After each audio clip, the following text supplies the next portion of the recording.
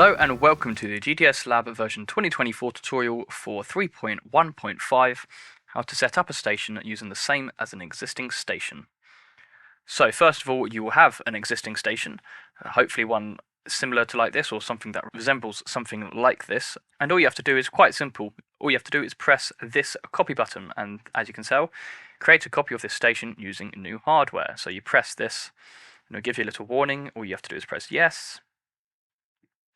And then it's made a station 2, and it would have just duplicated this station. Now, it will first come up with this view. If you want to see that view, the builder view, like I was seeing, you just press this again, and then it will have come up. So it's copied everything across.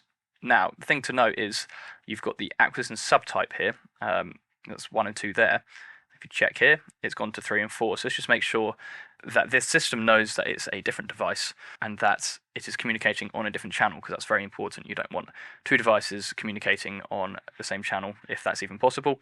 So you don't want the software to get confused. So always double check that those are the different ones. And also what will happen is chances are these will come up orange, so you have to click on them and then select the serial number, just to make sure that you're selecting the correct device and you're not selecting the different one. So always be good to check that. But yeah, that's pretty much exactly how you do it. It's just very simple. You press that button and then you duplicate it all.